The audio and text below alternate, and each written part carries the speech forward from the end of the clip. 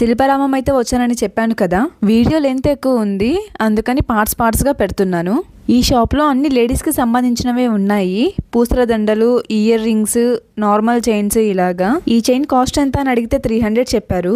Maybe ఈ chain cost ఇంత ఉండకపోవచ్చు బయట, నాకు తెలియదు. కానీ మా అమ్మమ్మ కోసం ఒకటైతే తీసేసుకున్నాను. బ్యాంగిల్స్ ఏవో భలే ఉన్నాయి. నా కోసం ఈ 2 కలర్స్ తీసుకున్నాను. ఎలా ఉన్నాయి కామెంట్ చేయండి. ఇక్కడికి చిన్నపిల్లల్ని తీసుకొస్తే వాళ్ళకి కావాల్సిన కొనిచ్చే వరకు బయటకి రారు. షాపింగ్ చేస్తుంటే ఒక పాప నా సైడ్ చూసి ఏడుస్తూ ఉంది. నాకెందుకు అర్థం కాలేదు. ఎందుకు అనేది నేను తర్వాత చెప్తాను. ఇక్కడ కూడా అన్ని ఫ్లవర్ పాట్స్, క్లాక్స్ అవి ఉన్నాయి. ఆంటీ వాళ్ళు అక్కడ కూర్చొని బేరం ఆడుతున్నట్టున్నారు.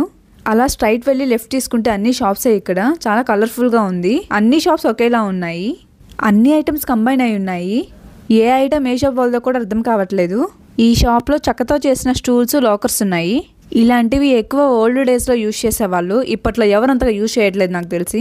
ఈ చెక్క వస్తువులు తీసుకునేటప్పుడు మనం చాలా జాగ్రత్తగా తీసుకోవాలి. ఎందుకంటే అవి వాటర్కి తడిచినా కానీ తొందరగా పాడైపోతాయి. హ్యాంగింగ్ డెకరేషన్ స్టఫ్స్ చాలా ఉన్నాయి. ఒకదాని మించి ఒకటి ఉంది, చూస్తున్నారు కదా. ఇలాంటివి గిఫ్ట్స్గా ఇస్తే చాలా బాగుంటుంది. లాస్ట్ టైం నా ఫ్రెండ్ మ్యారేజ్కి కూడా నేను ఇక్కడి నుంచి తీసుకెళ్లి గిఫ్ట్గా ఇచ్చాను. యూనిక్గా ఉంటుంది.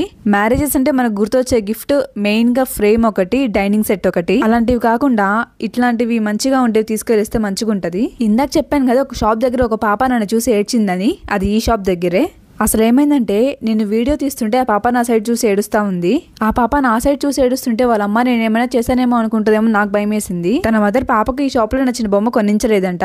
అందుకు ఆ పాప నా సైడ్ చూసి ఏడుస్తూ ఉంది. ఎంతలా అంటే కింద మీద పడి ఏడుస్తూ ఉంది.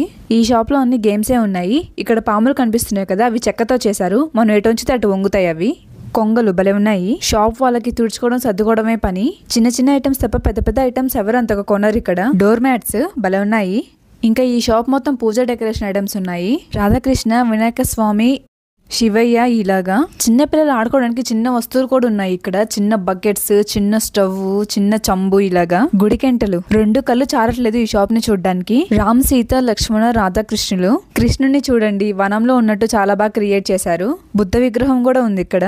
ఇంకా ఇవన్నీ చిన్న చిన్న విగ్రహాలు. మీ ఇంట్లో చిన్నపిల్లలు ఉంటే ఖచ్చితంగా ఇక్కడ తీసుకుని రండి, అన్ని తెలుస్తాయి వాళ్ళకి కూడా. ఇందాక చెప్పాను కదా, చిన్న స్టవ్, చిన్న బకెట్, చిన్న సిలిండర్, అవన్నీ ఇవిగోండి చూడండి. నేను యూట్యూబ్ లో కొన్ని ఛానల్స్ చూశాను.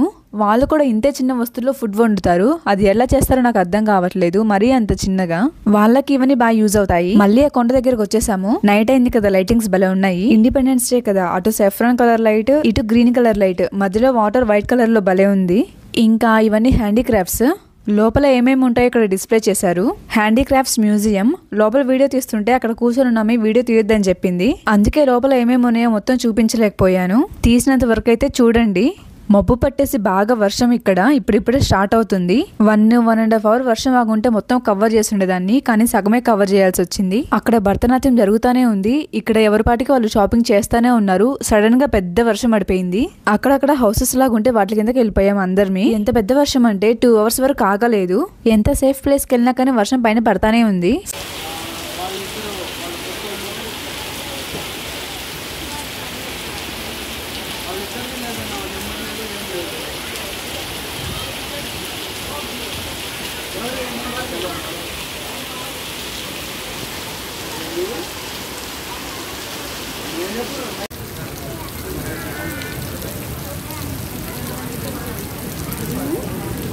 ఫైనల్లీ ఈ సగం మాత్రమే కవర్ చేశాము. ఎలా ఉంది శిల్పారామం వ్లాగ్ కామెంట్ చేయండి.